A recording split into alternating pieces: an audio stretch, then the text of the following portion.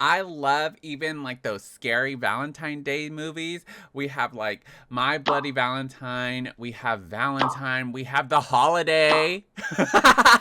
Just kidding.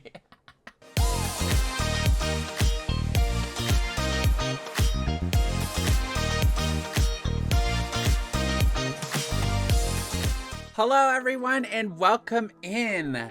We are on Valentine's Day week, and love is in the air. But you know what? We have some horror games that we got to get into as well. And I am just a very big horror genre person. I love even like those scary Valentine Day movies.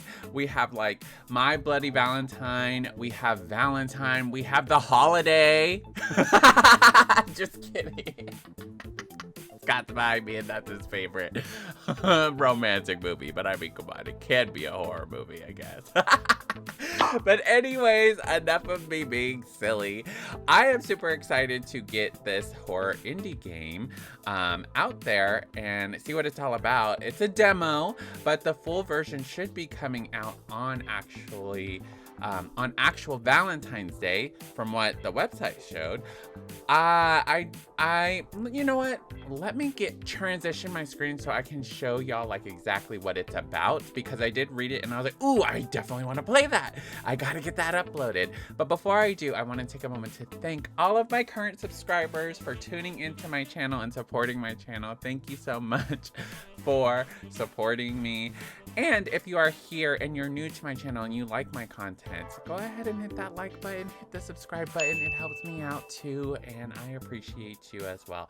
So let me go on to the actual website here, and it is Love You to Pieces. I already love the artwork here, but let's read the about. So the about is a deranged drag queen, Tara Hart, leaves a trail of brutal slangs leading up to Valentine's Day, where she terrorizes a group of friends attending Seattle Technical University.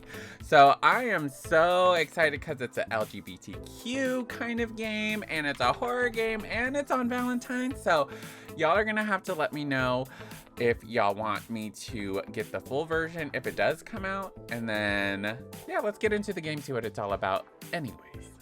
Ooh, rated M for mature. So you guys, rated M for mature.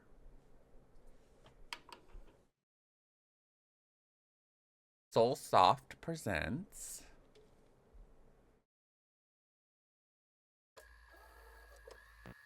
Okay, this is the demo, like I mentioned. The full game isn't out yet, so what's preferences? Let's see what it's about. So display, okay, transitions. Okay, I think we're good. Let's go ahead, and I don't have any, so y'all see that I'm doing it new, and we're gonna experience it together.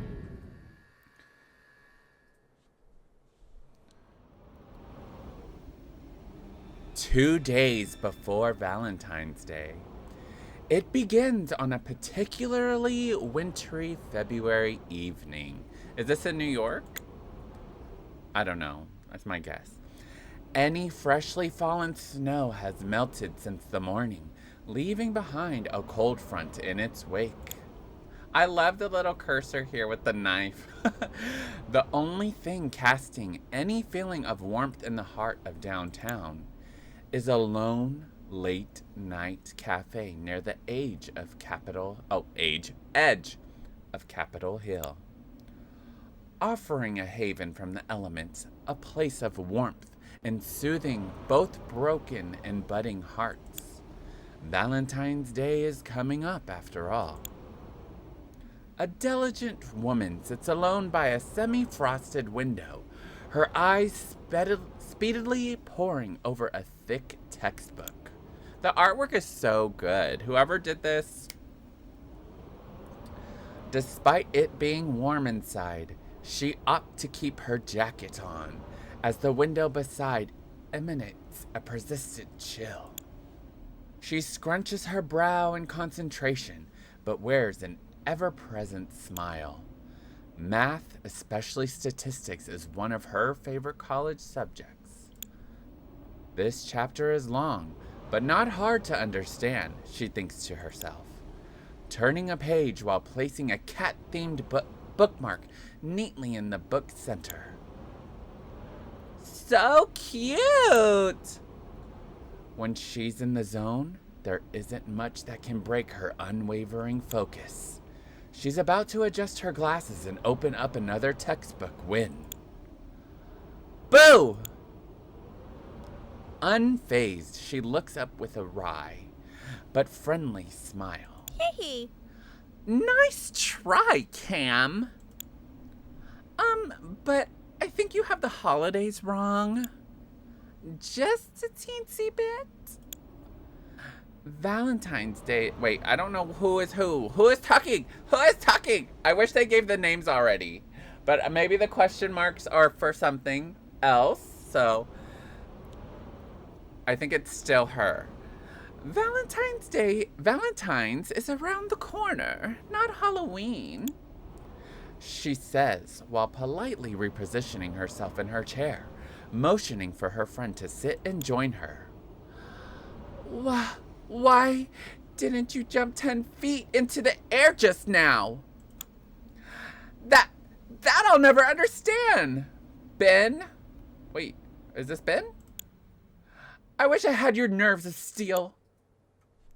Ben's classmate and friend takes his seat while saying in a semi-hushed tone, "And your confidence, really."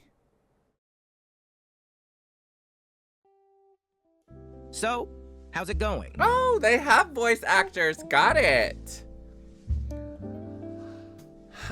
I don't know how you do it. Keep it. You know what I mean, right? Cam sees suddenly saw. I feel like he would have maybe like a little nerdy voice. I don't know. I'm just gonna keep what I'm going for. Well, we'll see how it goes throughout this. Cam seems suddenly solemn as he starts placing several books and binders onto the table. I thought geeks weren't like... Oh, he is a geek. See? I thought geeks like us weren't allowed to have self-worth. Is that how that works?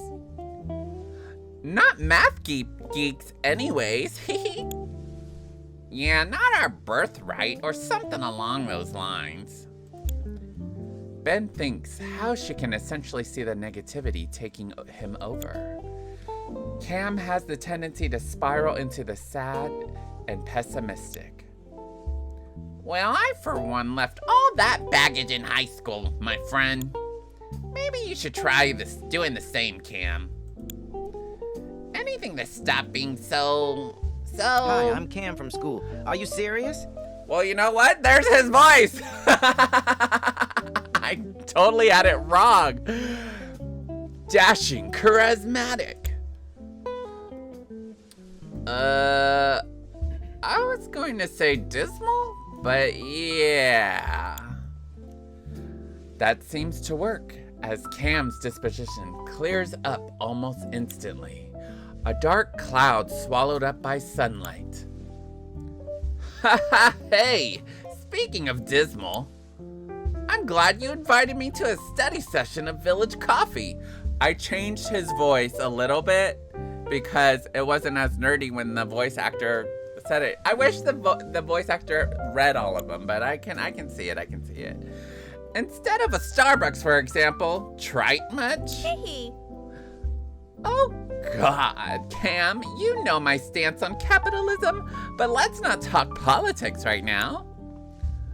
Sorry, you know it's one of my favorite topics. All I'm saying is I applaud you. Us, for supporting local small businesses and their owners. Cam suddenly puts on his debate face, as Ben likes to call it. She can't help but giggle a little at this. But I thought you hated going to the village. Why? Is that weird? It's kind of why I hesitated picking this place. Not at all. I'm glad you did. What I was going to add was we, as part of a community, should support our LGBT plus fam. Ben doesn't say anything to this, instead simply opting to give Cam her best and warmest smile. She knows it wasn't easy for Cam to meet her here today. Unlike herself, Cam only came out recently. It's still very obvious he feels slightly awkward and vulnerable, hanging out in the primarily gay district of Cap Hill. So why were you late then? You can't leave me out like that. My cousin promised to drive me here, then opted out last minute. Can you give me a break, please? Alrighty. Did you order yet? No, not yet. I wanted to greet you first. What are you drinking? I just make it look easy. A latte. Ben sings at him. I might just copy you. Ben shakes her head as Cam meekly plods his way over to the barista, eventually returning with his order number on a metal stand which he places gently onto his side of the table. Where is everyone?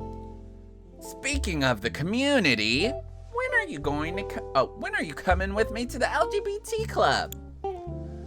The one at school. I think its bigger question is, when are you going to give up on me joining?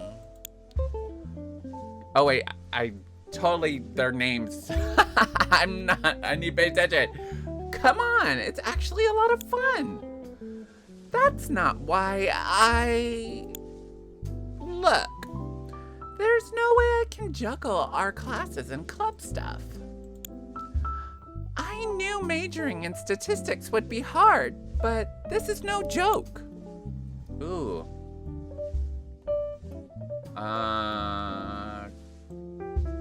Okay.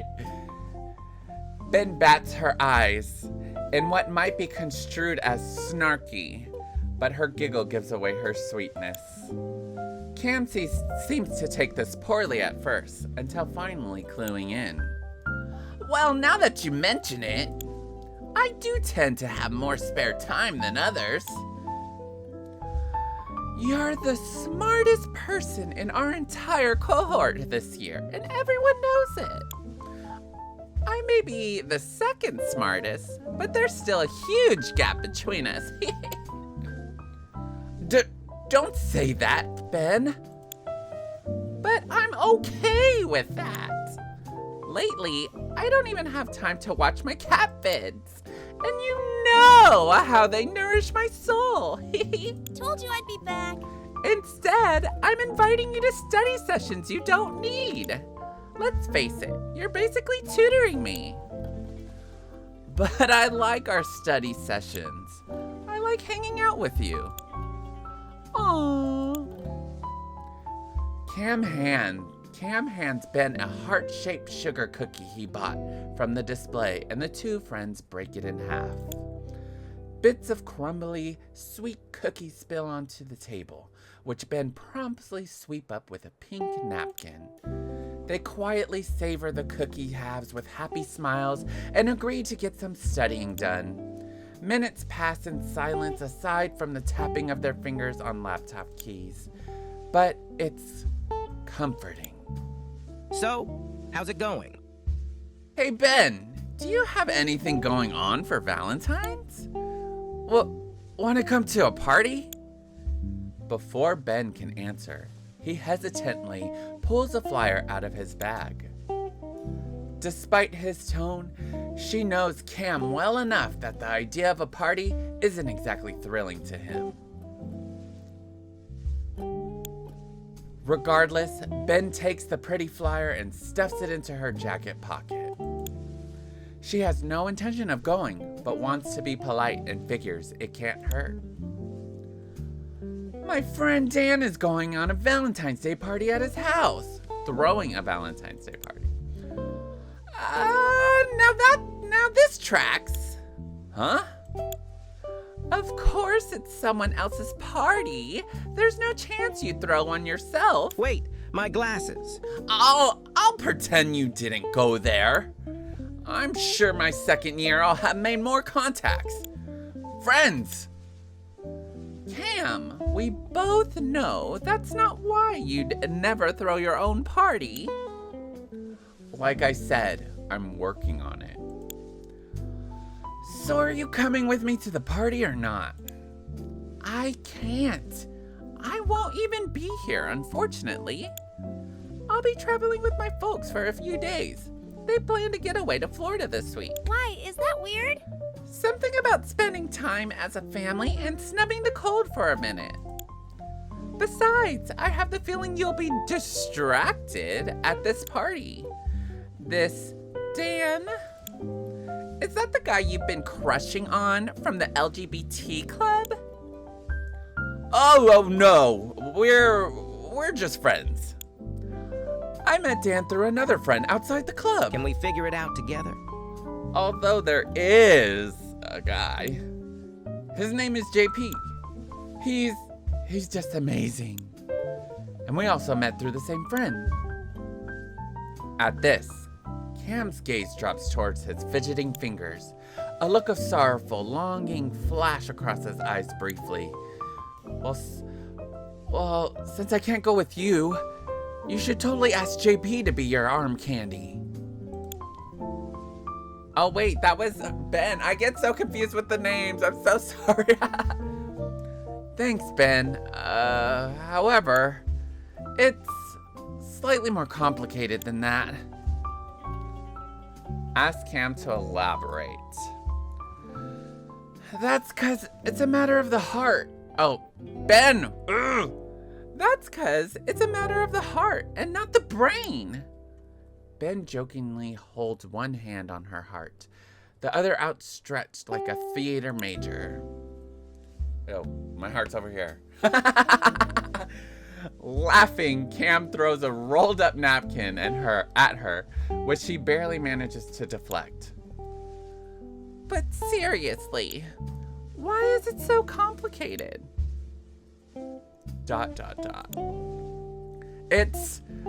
It's idiotic anyways.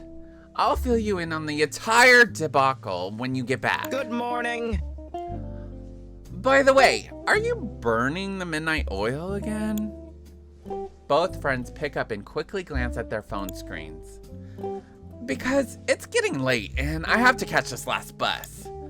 I'll get in trouble if I end up having to order an Uber. Weird. Ben's smiling face scrunches at this with a slight tilt of her head, but she doesn't press on. Honestly, I want to get this last chapter in, so you should go on ahead. Are you sure, Ben? I just make it look easy. Yeah, totally. I'm only a 15-minute walk from my parents' house. My bus stops that way too. I can walk you home if you don't mind leaving now. Nah, it's no biggie. Thanks, though. You can't leave me out like that. All right, well, give me a hug then. And I'll see you next week. Text me when you get home. Most definitely. The two friends share a tight hug where Ben notes that Cam kinda smells like cinnamon. She smiles before pulling away as Cam turns and waves, leaving Ben at the table. With Cam gone, Ben quickly reads through the chapter while also browsing Instagram stories. She normally doesn't multitask this way, but she finds herself drawn to a particular schoolmate's profile.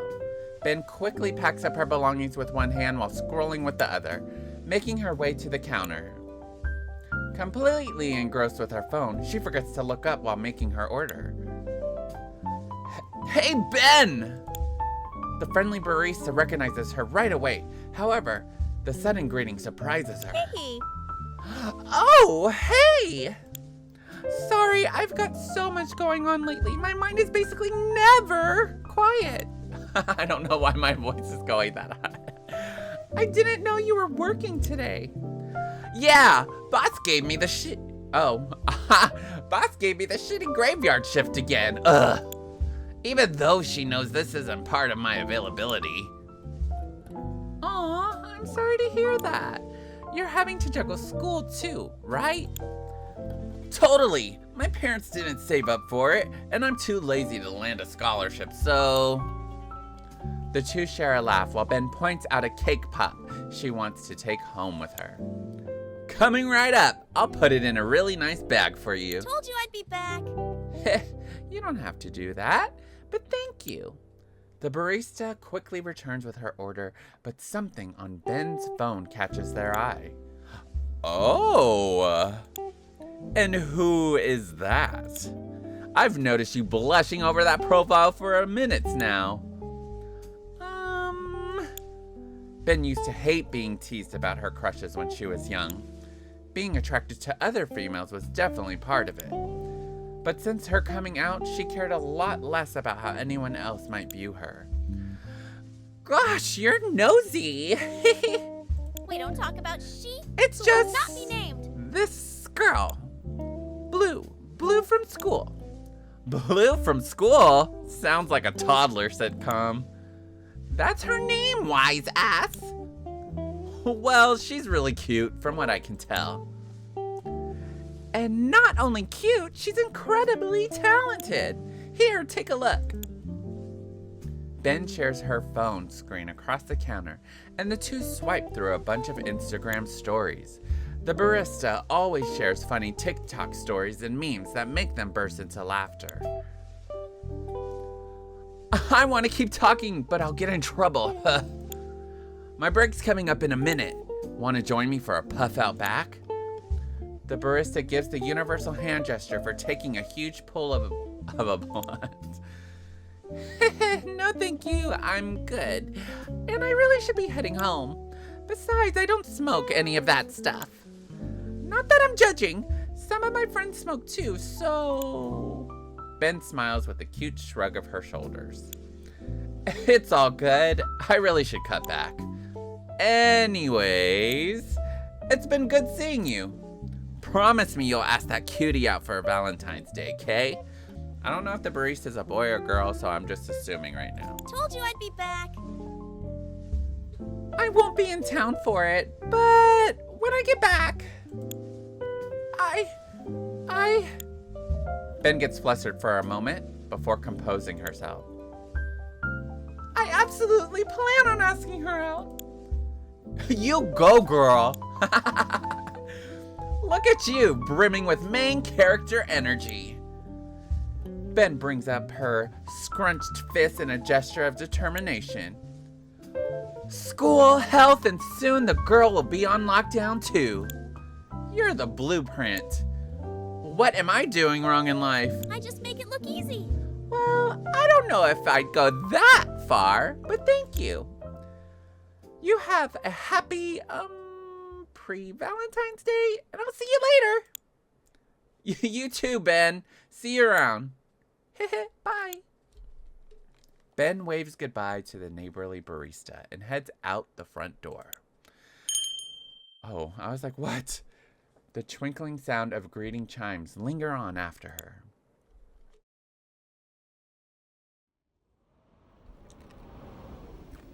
The chill night air feels colder by contrast on Ben's face, and she involuntarily shivers while bringing her phone higher up to her bosom.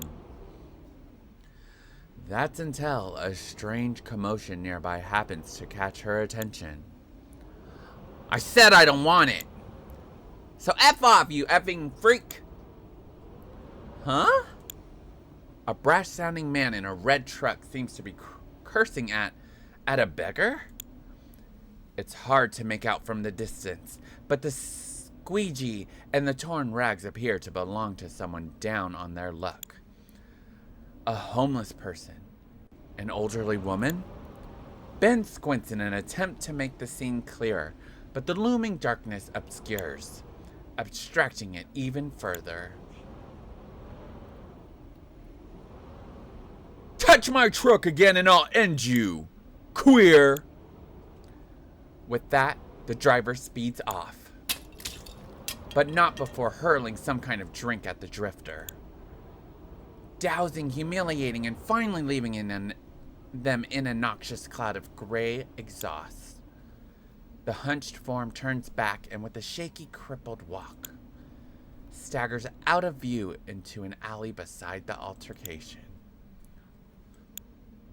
Ben feels weary but compassionate, and the latter stronger feeling takes over, making her heart swell with pity and worry. She decides to check and make sure they're all right.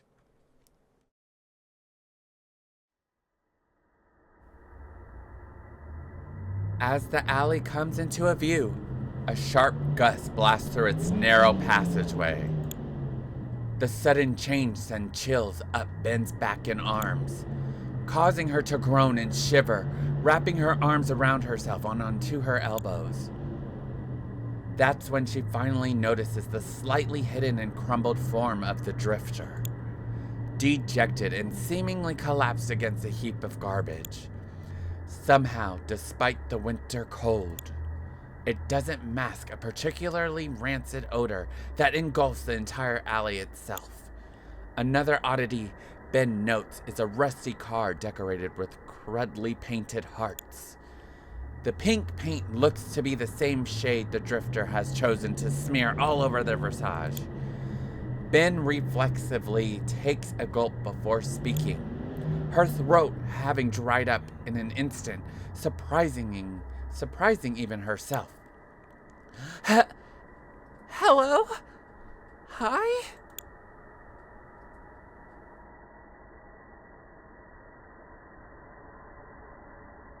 Ooh. Hey. Are you okay? Ooh. With this, the drifter seems to perk up immediately. Her visage is slow motion morphing from an expression of an abject sorrow to amusement. Their head perks up and tilts in curiosity, the figure attempting to stand. I saw what happened to you just now, and that's awful. Some people... Ben shakes her head in empathy. But the drifter stays silent. And still. Perfectly still. Now that they're close enough, Ben can take a closer look. The drifter looks like an apparition, composed of swirls of black, frayed rags framing a bright floating head. Two tufts of bright red hair form a sort of heart, Ben thinks to herself. She almost smiles when her gaze drifts from them downwards, suddenly locking eyes. Bright amber eyes encased by fluttering false lashes that remind Ben of a fly trap. Her eyebrows have been shaved off and crudely redrawn again, high atop her forehead. Thick, clumpy black lipstick smattered over pumped-up lips, with the finishing touch being rivers of mascara pouring down sallow cheeks.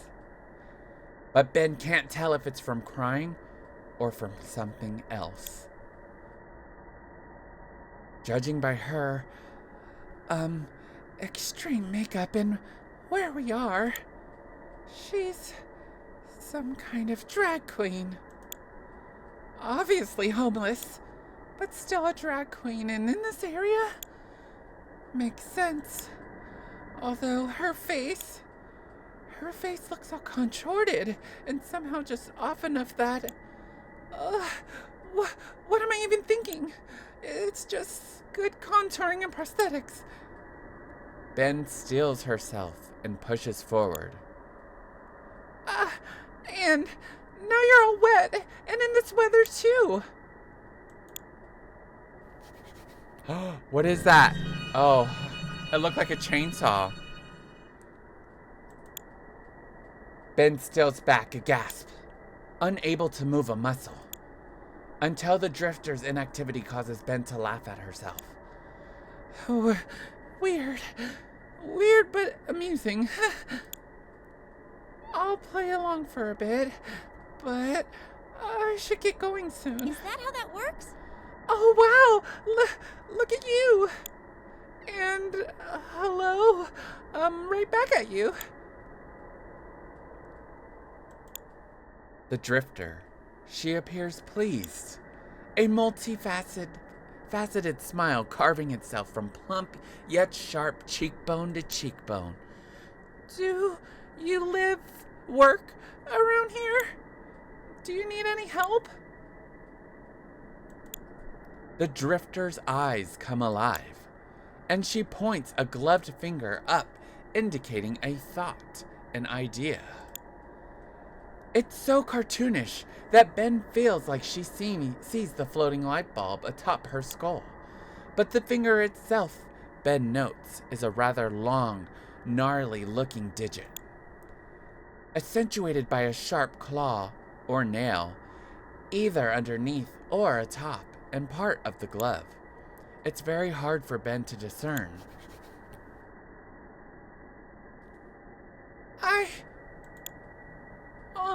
I'm sorry, but I don't have any cash on me. The dejected drifter throws her hands up in a theatrically flustered motion, putting out her cheeks like a child about to throw a tantrum, to which Ben can't help but giggle at. Oh no. I know, right? But actually, I do. I just make it look easy. I do have something. Would you like this cake pop I just bought? It's not much, but it's something. And that something is yummy. The drifter nods her head feverishly, with an unreasonably giddiness to it that is rather unsettling. Oh, okay, great. She reaches into her pocket, handing the drifter the cake pop. Ben's hand trembling ever so slightly, surprisingly even herself. The drifter snatches it. No sooner does the cake pop enter the drifter's grip before vulgarly being stuffed into her maw. She eats with a voracity that wouldn't be associated with a normal hunger or even starvation. It's as if she eats to show that she can, and how she would do it. Like a mockery at the action and the purpose. While doing this, the drifter shows off another Valentine's message. It says, "Thank you." The drifter flashes her that sicky, goopy, chocolatey smile. Ben's shoulder tense up at the sight, and she finds herself involuntarily stepping back from the drifter.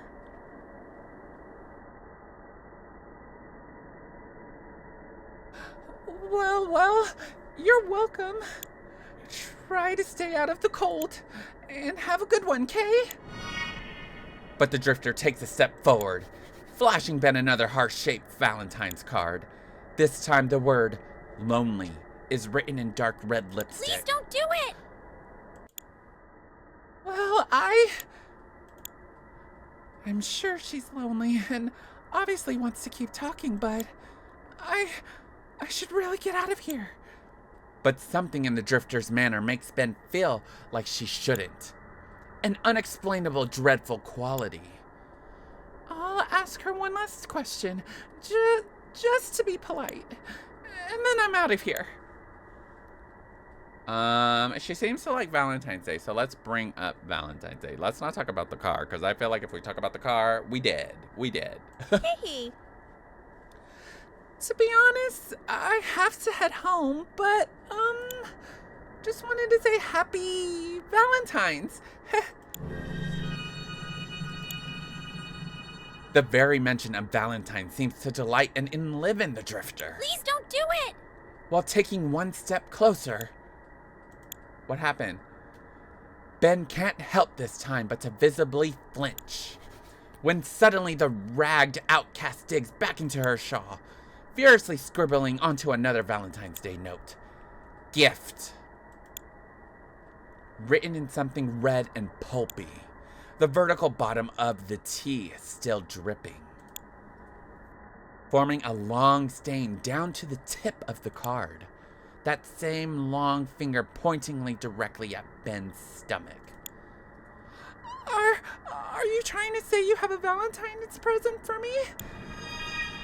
The drifter makes a terrifying grin. Get away from me, you creep! What is it?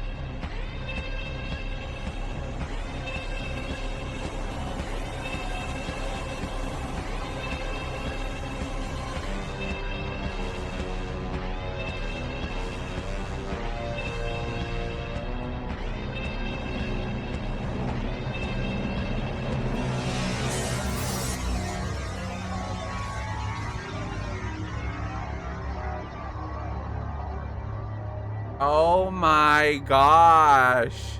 Poor Ben. She didn't deserve anything, but she shouldn't have followed her. She really shouldn't have followed her. And that was the demo. Oh my gosh. Yes, full release of Love You to Pieces slated for Valentine's Day 2025. And if you'd like to support them, go ahead and visit that site.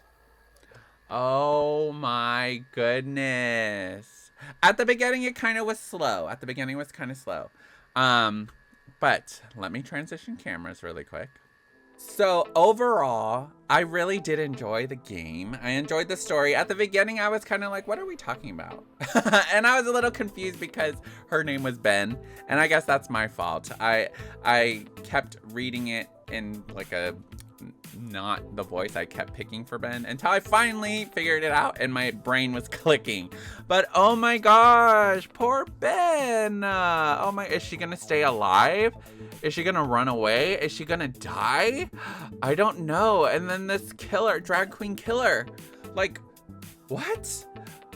What? Is it the Valentine's Day killer? I don't know. I want to know more about it now. I am so curious. Let me know if you want to see me play this game. If it does release Valentine's Day, we can definitely play it on a live, or I can do it on an upload. I'm really curious. The artwork is amazing. The artwork is very well done. I do wish that there was, and this is an indie game, so I'm assuming that they didn't have. I don't know if it's the early stages where they didn't have voice lines, but I would have loved voice lines, but it's okay. It's okay. I can make up the voices myself. But anyways, let me know your thoughts in the comments below. Happy Valentine's Day week to all of y'all. And as always, I hope you have a great day, a great night, wherever you're at today. And remember to stay kind to yourself as well as to others. Simply Rye, out.